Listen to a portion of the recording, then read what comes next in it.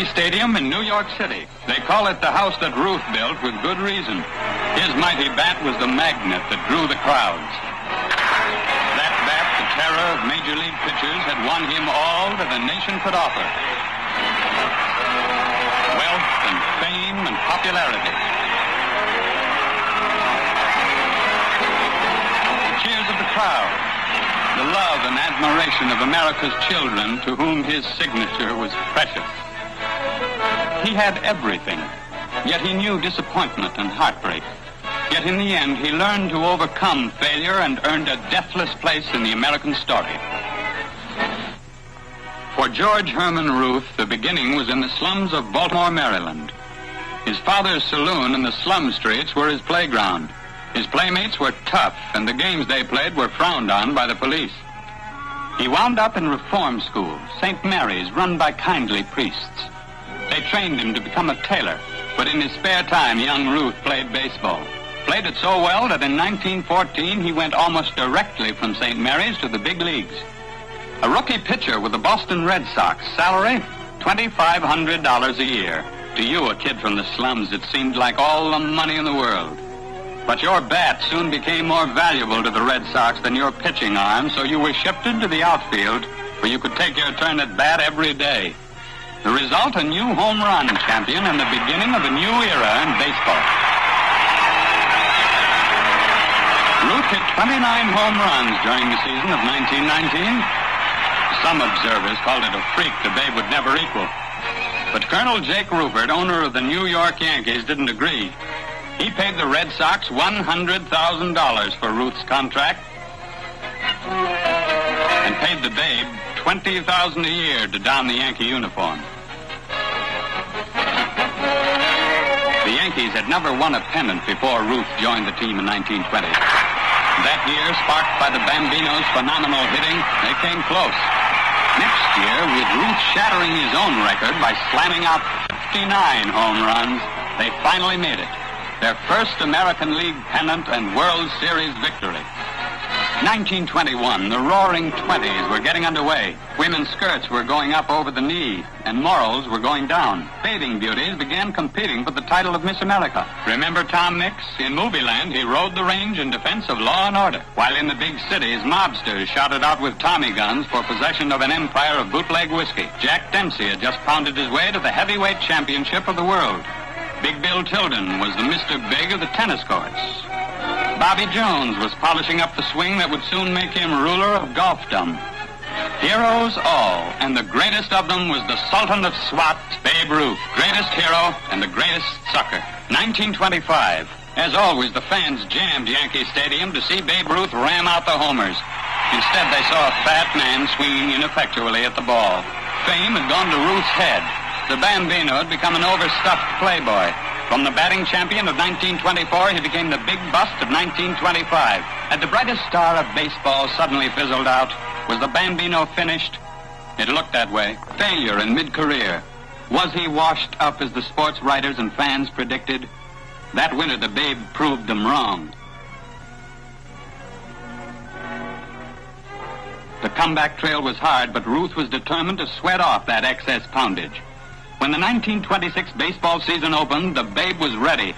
Those workouts had brought the speed back to his body, the sharpness to his eyes, and power to his arms. Again, the home runs boomed off the big bat. 47 home runs in 1926. 60 the next year, an all-time record. 54 home runs in 1928 and 46 in 1929. The Babe was at the height of his fame. Captain of the greatest team that ever stepped on a diamond. King of Murderers Row, the slugging Yankee outfield of Combs, Ruth, and Musial. His teammates were stars like pitcher Herb Pennock and the greatest first baseman of them all, Lou Gehrig. Ruth's ambition was to follow Miller Huggins as manager of those men when his playing career was over. And by 1929, his playing days were drawing to a close. Then in September of that year, it happened.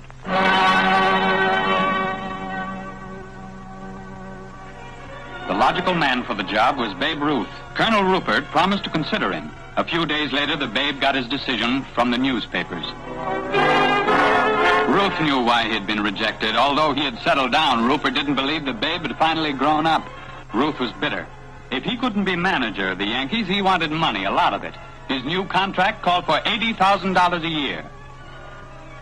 As the baseball campaigns of the early 30s rolled on, the Bambino didn't permit his disappointment to interfere with his performance on the ball field. A decade of baseball had taken its toll, but there was plenty of power left in the big bat. He gave the fans a smashing demonstration of that power in the World Series of 1932 against the Chicago Cubs. There was bad feeling between the two teams. The Chicago fans were wildly partisan, and the focus of their anger was Babe Ruth. Screaming fans booed the Bambino from the railroad station to his hotel, and from the hotel to the baseball stadium. They packed Wrigley Field rooting for the home team, shouting insults at the Yankees, with a special emphasis on Ruth. The Babe had his revenge on the field. As he went to bat in the fourth inning, the crowd rose jeering to its collective feet. The Babe replied by pointing to the spot where he intended to hit the ball, far out in the center field bleachers. The angry fans razzed louder.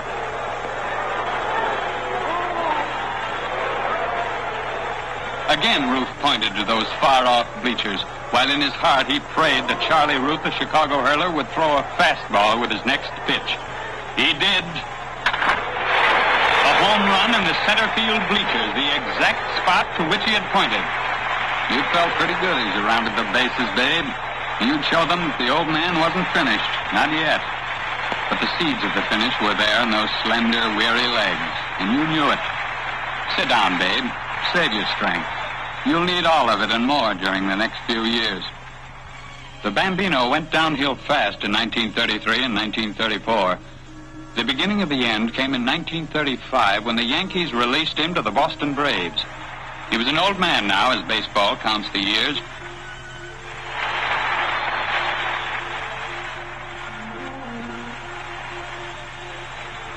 He poked feebly at balls he formerly would have smashed out of the ballpark. Sorrowfully, the Sultan of Swat realized that the time had come to quit. It was a relief to drop the Braves uniform on the bench, for in his heart, Babe Ruth had never stopped being a Yankee. Unhappy because there was no place for him in the game he loved, Ruth turned to his second love, golf. Ruth went back to Yankee Stadium on Lou Gehrig Day, July 4th, 1939, to pay tribute to an old friend. The iron horse of baseball had reached the end. Now, sadly, he was bidding baseball farewell. Today, I consider myself the luckiest man on the face of the earth.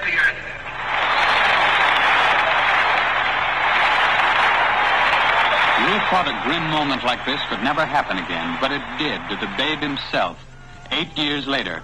He'd been so sick, the doctors at Memorial Hospital in New York had almost given up. And then a miracle of letters from kids. He was their legendary hero, and they were pulling for him to live. For the first time since he had taken off his Yankee uniform, Babe Ruth found in those letters a cause worth living for. Ruth came out of the hospital with a single fixed idea: to devote the remainder of his life to the welfare of America's children. That was the thought he carried with him to Yankee Stadium on Babe Ruth Day, 1947. Drawn and feeble, he stood on the spot where Lou Gehrig had stood. Thank you very much, ladies and gentlemen. You know how bad my roar sounds. Well, it feels just as bad. You know this baseball game of ours comes up from the U. That means the boy.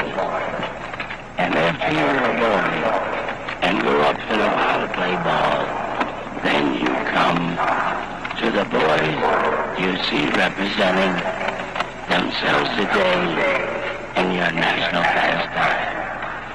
The only real game, I think, in the world, baseball. But only a few good days like that one were left. Soon the pains returned worse than ever. Back to the hospital. This time nothing could help. This time it was for keeps. Yankee Stadium, scene of George Herman Ruth's triumphs. He goes there for the last time. The kid from the slums of Baltimore who went on and up to become the Sultan of Swat is carried to his last resting place. With him go the tears and prayers of 1 million ball fans for whom he symbolized all that was good in America's national pastime.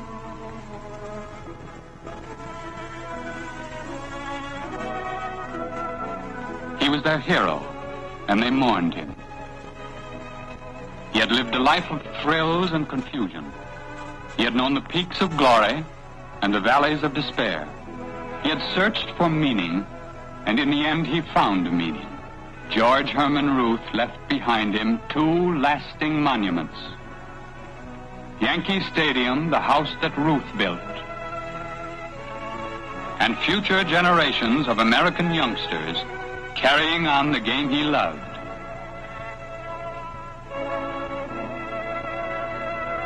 So long, babe.